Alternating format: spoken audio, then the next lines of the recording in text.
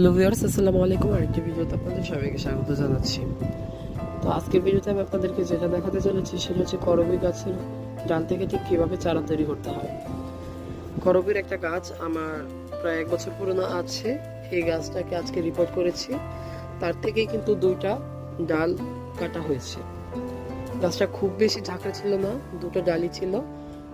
ডগাগুলো ভেঙে দিয়েছি, প্রুনিং করার পর মানে হার্ড প্রুনিং করেছি, তারপর এই 2টা ডাল থেকে ছিল। তো এই 2টা ডাল থেকে কিন্তু আমি চারা তৈরি করার চেষ্টা করব। আমি কিন্তু এভাবেই গতবারও চারা ডাল লাগিয়েছিলাম গত 1 বছর আগে, তার থেকে কিন্তু চারা হয়েছিল, সেটা আপনাদেরকে ভিডিওতে দেখাইনি। তো কিভাবে করছি আপনারা সম্পূর্ণ ভিডিওটি দেখুন। প্রথমেই কিন্তু গাছের সমস্ত মানে ডালটার সমস্ত পাতা ছেঁটে ফেলতে হবে। পাতা কিন্তু একদম গোড়া থেকে বুটিয়ে ফেলা যাবে না, টেনে টেনে ছিঁড়লে কিন্তু গাছের ক্ষতি হবে। কেচি দিয়ে বা ধারালো কোনো কিছু দিয়ে কেটে দিতে হবে। মোটার কিছুটা অংশ ডালের গায়ে লেগে থাকতে হবে। এরপর ডালগুলোকে নিজেদের পছন্দ অনুযায়ী সাইজে অ্যাঙ্গেল করে কেটে নিতে হবে। অনেকে বলে 45 ডিগ্রি অ্যাঙ্গেলে করার জন্য, আমি বলবো আপনাদের পছন্দ অনুযায়ী অ্যাঙ্গেলে করে নেবেন। চেষ্টা করবেন একদম মসৃণ করে কাটার জন্য, তাহলে কিন্তু ডালটাতে ফাঙ্গাস লাগার সম্ভাবনা একদমই কম। আর যে ডালটা নেবেন সেটা অবশ্যই দেখবেন যে ডালে যেন একটা ব্রাউন কালারের আস্তরণ পড়ে যায়। একদম সবুজ কচি ডালটা থেকে কিন্তু ভালো চারা তৈরি হবে না। আর এখানে আপনাদের একটা জিনিস লাগবে, আমি আপনাদেরকে রেকমেন্ড করব, অবশ্যই ফাঙ্গিসাইড বা রুটিন হরমোন ইউজ করবেন। আমি কখনো রুটিন হরমোন ইউজ করিনি, ফাঙ্গিসাইডটা ইউজ করছি ম্যানসার। আমি একটা ছোট কৌটাতে পানি দিয়ে গুলে রেখেছি, সেটার মধ্যে কিন্তু যে অংশটা মাটিতে লাগাবো সেই অংশটাতে বেশি করে লাগাবো, এবং যে অংশটা উপরের দিকে থাকবে সেটা তো একটু লাগিয়ে দেবো যাতে ফাঙ্গাসের আক্রমণ না হয়।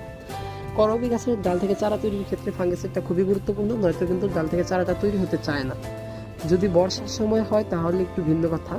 আর আপনাদেরকে একটা কথা বলি, যে কোনো ডাল থেকে চারা তৈরি করার 2টা খুবই ভালো সময় হচ্ছে বর্ষা এবং এই শীতের পরে বসন্তের টাইমটা। এই টাইম 2টাতে কিন্তু গাছের ডাল খুব সুন্দরভাবে গ্রো করে। তাই এই টাইমে কিন্তু আপনারা চাইলে আপনাদের পছন্দের যে কোনো গাছের ডাল থেকে বা কাটিং থেকে চারা তৈরি করতে পারেন।